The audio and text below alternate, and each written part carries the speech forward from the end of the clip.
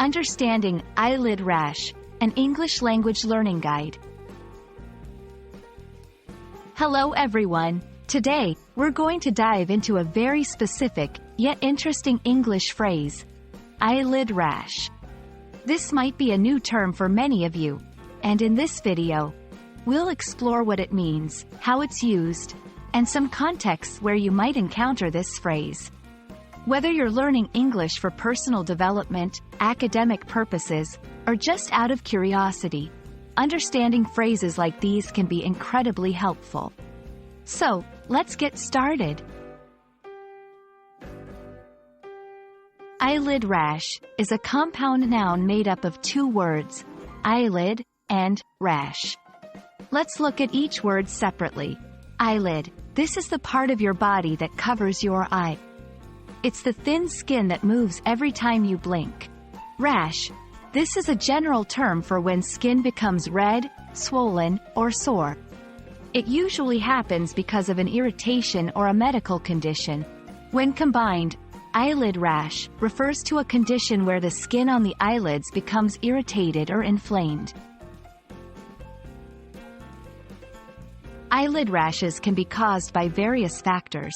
Here are a few. Allergies, reactions to makeup, facial creams, or even pollen. Infections, bacterial or viral infections can lead to rashes. Skin conditions, conditions like eczema or psoriasis. In everyday conversation, you might hear this phrase in contexts related to health, beauty, and sometimes in casual discussions about personal problems or minor health complaints. To help you understand how to use eyelid rash in a sentence, here are a few examples. 1. I think I have an eyelid rash from that new eye cream I tried. 2. The doctor said my eyelid rash might be due to allergies. 3. Can you recommend a treatment for eyelid rash? These sentences show how eyelid rash is typically used in everyday English. I hope this video has been helpful in understanding the phrase, eyelid rash. It's a specific term, but knowing how to use it correctly can enhance your English vocabulary, especially in contexts related to health and beauty. Remember, learning a language involves understanding a wide range of phrases, both common and uncommon.